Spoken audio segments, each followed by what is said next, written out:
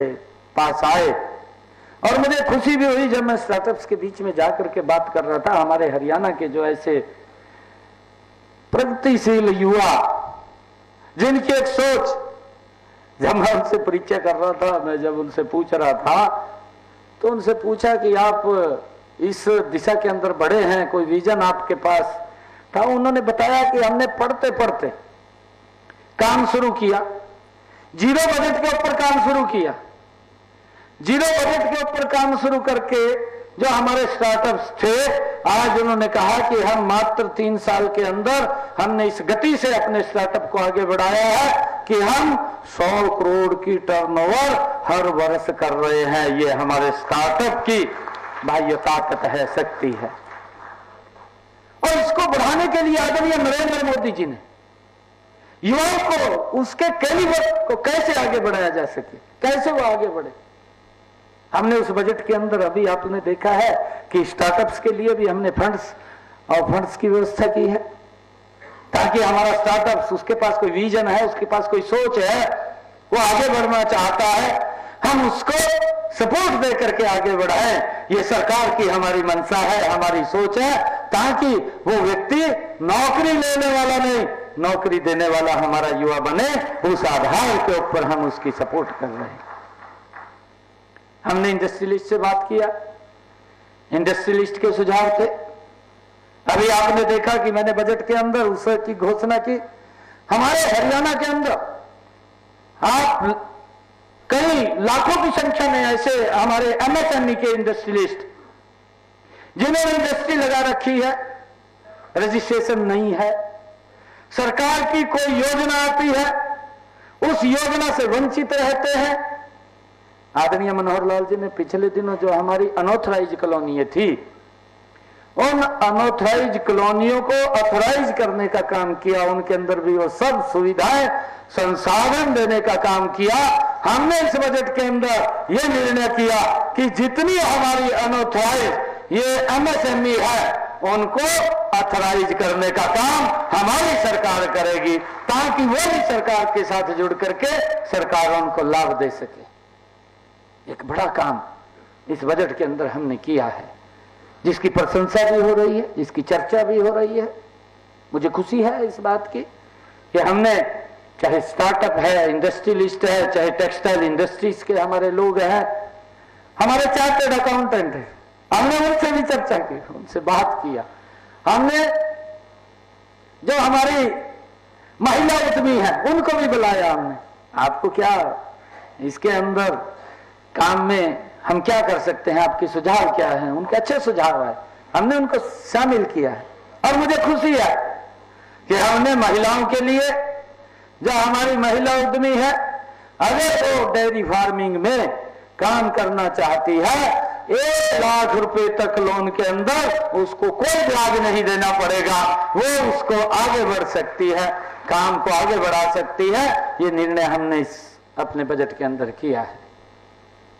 हमने अलग अलग सभी वर्गों से बातचीत किया। हमने हॉर्टिकल्चर को बढ़ावा देने के लिए कि हमारा हॉर्टिकल्चर के अंदर किसान आगे बढ़े, ज्यादा जमीन के ऊपर वो हॉर्टिकल्चर के अंदर जाए। हमारा किन्नू का सिरसा के अंदर किसान है, किन्नू के किसान के लिए हमने एक प्रसंस्करण, जो जूस की एक फैक्ट्री वहां पीपी मोड़ के ऊपर सरकार उसको लगाने का काम करेगी, ताकि मेरे किसान को एक मार्केट वहां उपलब्ध हो।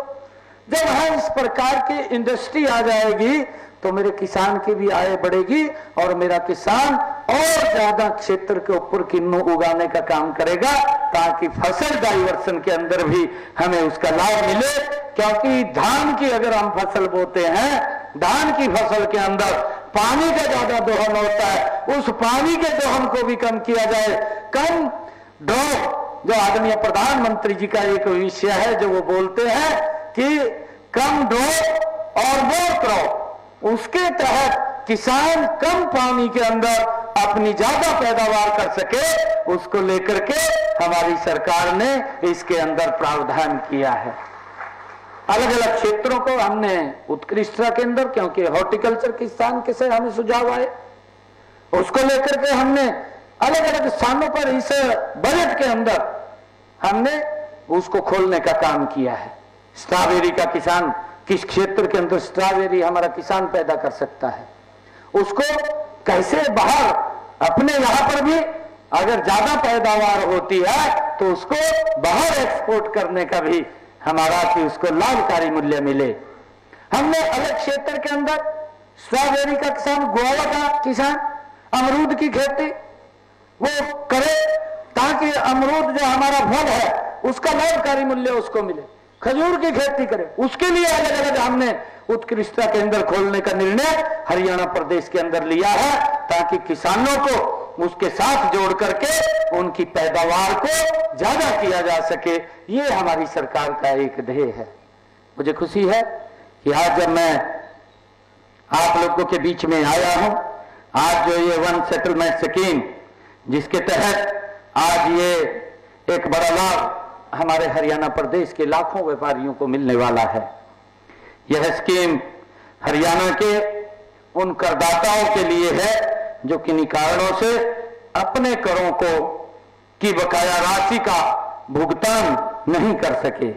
इस स्कीम के तहत मुझे खुशी है कि 10 लाख रुपए तक के जो बकाया राशि वाले करदाता हैं, जो 10 लाख रुपए तक के बकाया कर वाले हमारे करदाता हैं, उस 10 लाख में से 1 लाख रुपए तो माफ ही किया जाएगा और 1 लाख रुपए में से टोटल उसके ऊपर जो पेनल्टी है, जो उसके ऊपर ब्याज है, वो भी माफ किया जाएगा। जो मूल है उस मूल में से उसको 40% तक उसको भरना पड़ेगा, 60% तक उसको माफ करने का ये निर्णय इसके अंदर किया है। और मुझे ये भी खुशी है कि यह योजना अभी 2-3 दिन में शुरू हो जाएगी। आज उसको लॉन्च कर दिया है, इसको ऑनलाइन उसको अप्लाई करेगा, अप्लाई करके उसका लाभ लेगा ताकि इस लिटिगेशन से उसको राहत मिले। और ये योजना जब शुरू होगी तो 180 दिनों 6 महीने के लिए ये खुली रहेगी ताकि 6 महीने तक वो अपना भर करके उसका लाभ ले सके। मैं करदाताओं को ये भी कहना चाहूंगा कि इस जो ये समस्या है, जो लिटिगेशन के अंदर फंसे हुए हैं, इससे वो बाहर निकलने का उनको एक सरल रास्ता देने का काम ये हमारी सरकार ने किया है। इसका लाभ उठाना चाहिए और इसका लाभ हमारे उन सब लोगों को मिलेगा। और इसके साथ मैं बताना चाहूंगा कि हमने इस स्कीम के तहत जो हमारे करदाता हैं, जिनकी हमने 3 स्लैब बनाई है, 3 स्लैब के अंदर एक का जिसका मैंने जिक्र किया है कि 10 लाख रुपए तक, 1 लाख से 10 लाख रुपए और 10 लाख से लेकर के 10 करोड़ रुपए तक, ये दूसरी स्लैब है। इस दूसरी स्लैब के अंदर हमने ये निर्णय किया है कि उसका पूरा का पूरा जो पेनल्टी और ब्याज है वो तो माफ होगा, परंतु मूल में से उसको 50% वो देना पड़ेगा। ये एक बड़ी राहत हमने व्यापारियों को दी है ताकि वो लिटिगेशन से बच सके। और इसके बाद हमने ये निर्णय किया है जो 10 करोड़ से लेकर के ऊपर के हैं उनका टोटल का टोटल हमने ब्याज और पेनल्टी वो माफ किया है, मूल उनको वो जमा कराना पड़ेगा। ये 3 किस्तों के अंदर हमने इसको किया है ताकि हमारे जो प्रदेश के जो करदाता हैं, जिनके एक एक पैसे से हरियाणा प्रदेश ये विकास की नई बुलंदियों को छू रहा है, उसको हम ठीक तरीके से यूज करके इस हरियाणा प्रदेश को आगे बढ़ा सकें। और मुझे ये भी खुशी है कि हमने जो 10 लाख रुपए तक के हमारे छोटे करदाता हैं उनके लिए एक और इसमें सब स्कीम हमने खड़ी की है कि अगर वो 2 किस्तों में पैसा देना चाहे तो वो 2 किस्तों में भी पैसा दे करके इस लिटिगेशन से बाहर हो सकता है।